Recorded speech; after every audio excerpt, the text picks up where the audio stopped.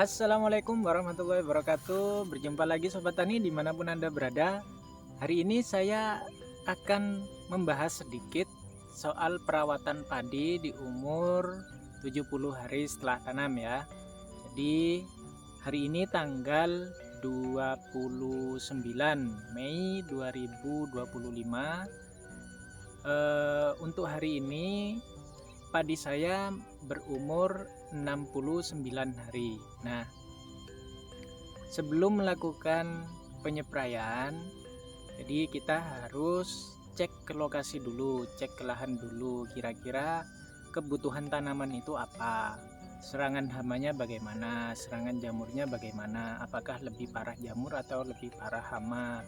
Nah, itu harus kita kenali terlebih dahulu, dianalisa terlebih dahulu supaya kita tidak membuang pestisida ya. Hitung-hitung kita harus berhemat juga dalam perawatan padi ya. Jadi untuk di fase generatif kita melakukan perawatan itu tergantung sesuai kondisi tanaman ya.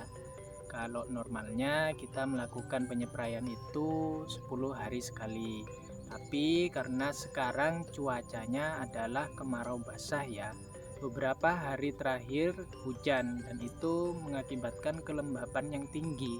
Nah, biasanya kalau musim-musim seperti ini yang lebih cenderung menyerang adalah serangan jamur dan bakteri ya. Jadi kita harus mengantisipasi terhadap datangnya serangan patah leher dan kresek atau hawar daun. Nah, itu kan disebabkan oleh jamur dan bakteri. Untuk selanjutnya kita coba lihat ya tanaman kondisinya seperti apa. Yuk, jangan lupa di subscribe ya, like, komen, ramaikan kolom komentar.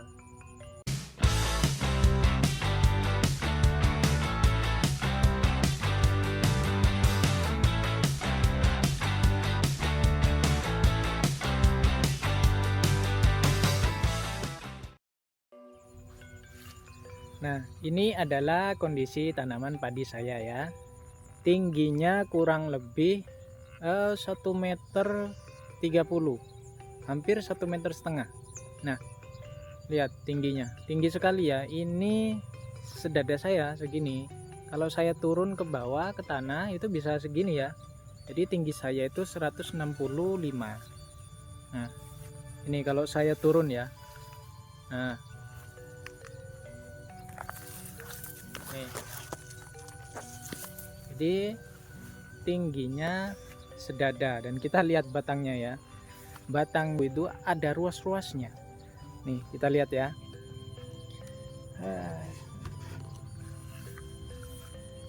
Nah.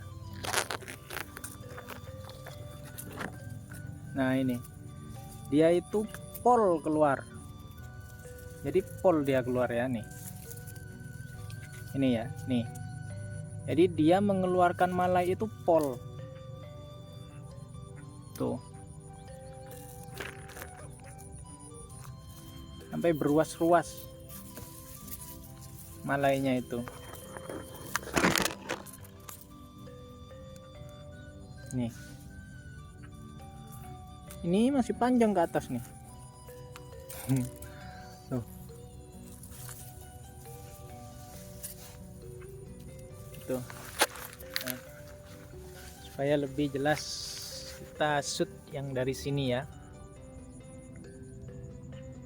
Nah, jadi tinggi tanaman ini sekitar 130 sampai 1,5 meter ya. Nah, ada kelebihan dan kekurangannya tentu, karena Inpari ini terkenal dengan padinya yang rawan rebah gitu kan. Yuk kita cek kondisi tanaman. Yang awal kita harus cek adalah kondisi serangan hama. Nah, hamanya bagaimana? Nah,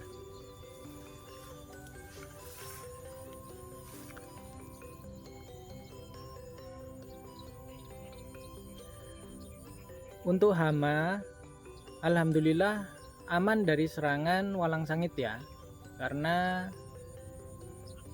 hama utama atau musuh utama ketika malai sedang keluar seperti ini adalah hama-hama penghisap malai. Nah, ini bisa kawan-kawan saksikan.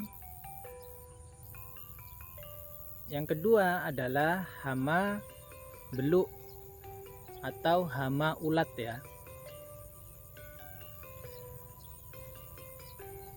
Alhamdulillah keluarnya malai semua tidak ada yang dipotong oleh ulat penggerek ya. Jadi malai semua keluar sampai full gitu ya, ke atas.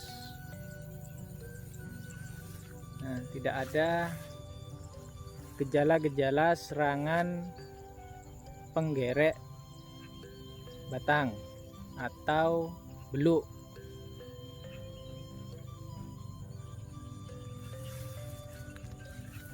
Selanjutnya, setelah hama kita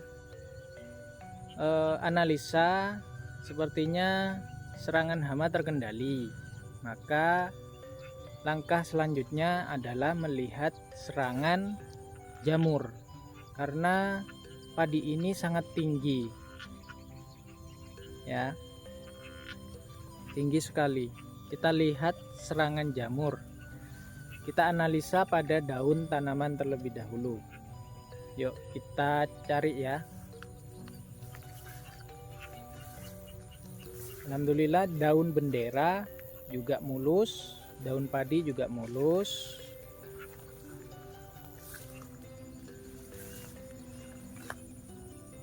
Nah, ini kita temukan satu gejala ya.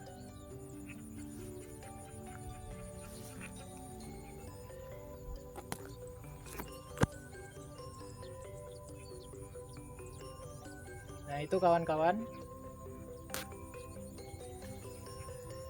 itu adalah gejala dari serangan hawar daun ya. Dia bercak begitu pada daun dan seperti berkarat ya.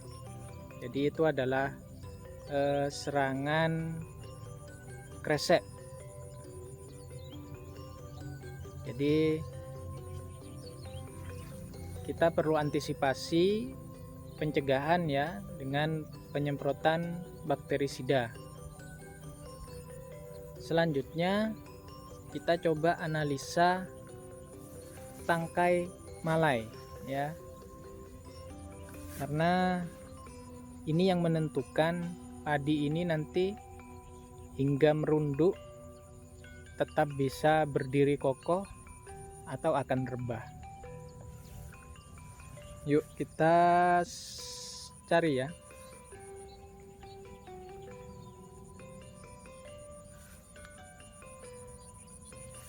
Nah, ini kawan, ada satu contoh, tapi tidak semua ya. Jadi ada satu rumpun ini di pinggir pematang ya. Nah, ini adalah contoh dari serangan jamur ya. Serangan jamur yang nanti akan mengakibatkan patah leher. Nah, jadi sudah ketahuan ya kalau dia terserang oleh apa istilahnya, blast ya, atau patah leher. Nah, jadi dia pasti ada serangan begini. Nah, itu ya. Dan di sampingnya itu juga ada. Nah, ini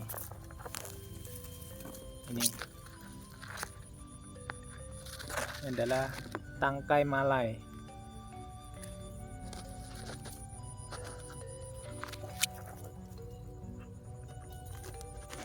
Oke, kita sudah identifikasi bahwa ada beberapa tanaman yang terserang oleh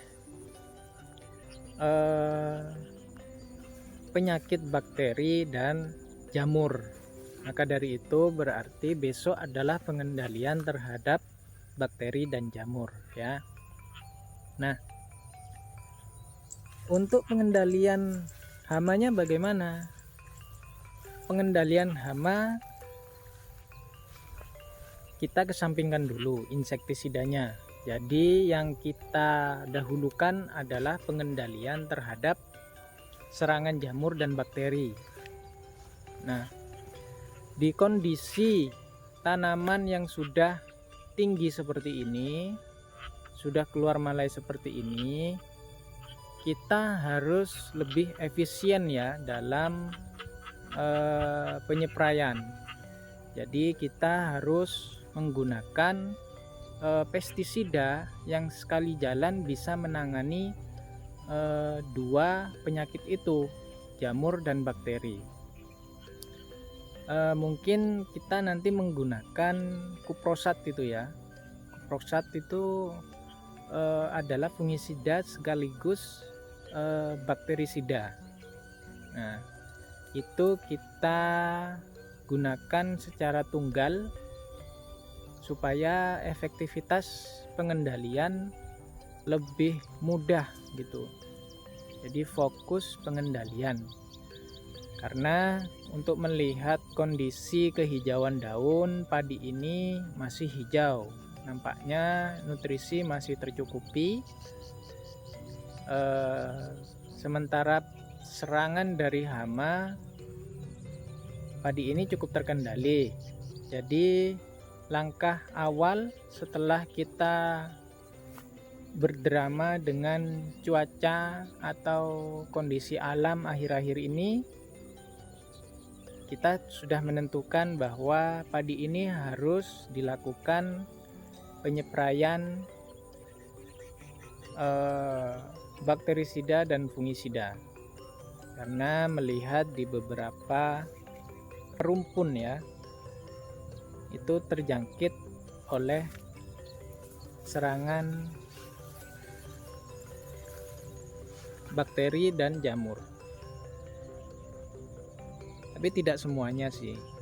Coba kita lihat yang ini. Nah, ini sampai ke bawah itu sehat ya. Sampai ke bawah sehat ya. Sampai ke bawah sehat, tidak ada serangan. Di padi ini, lahan ini itu lebih tinggi lahan itu.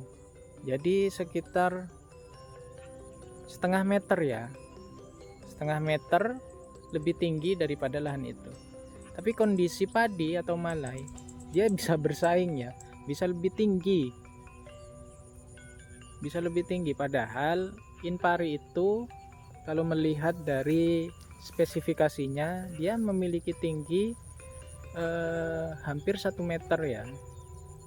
Dan rata-rata tinggi tanaman ini adalah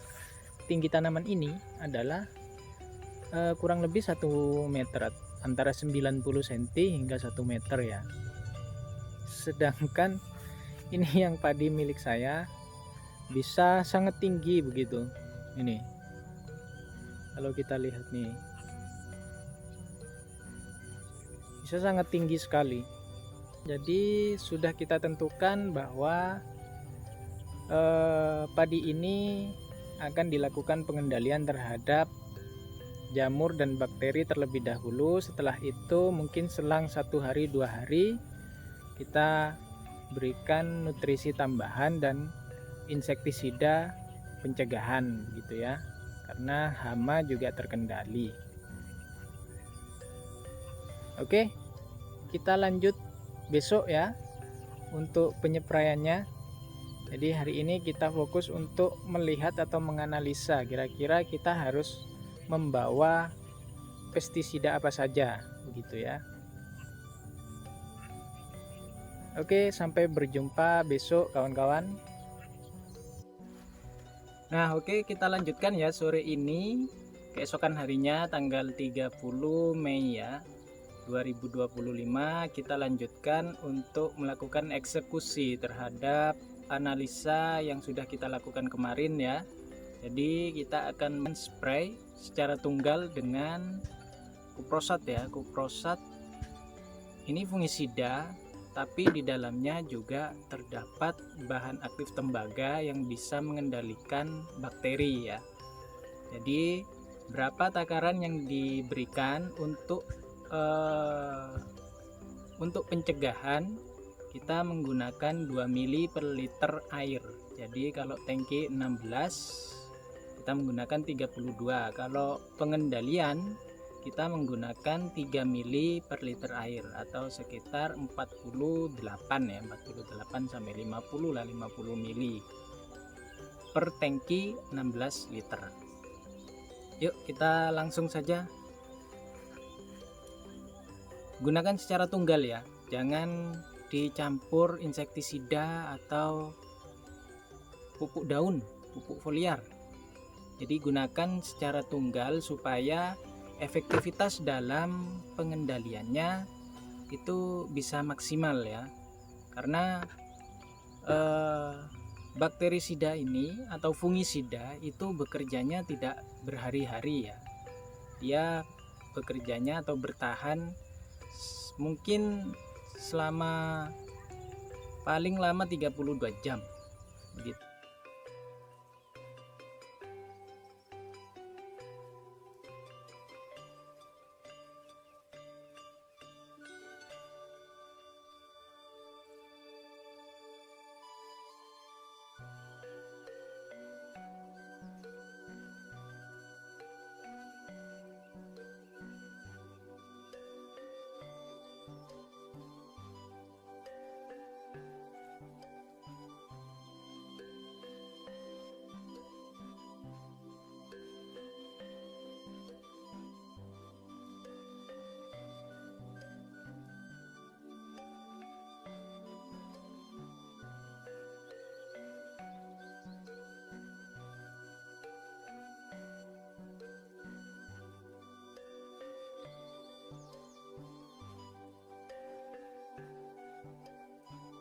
Oke, kita lanjutkan penyepraian ya.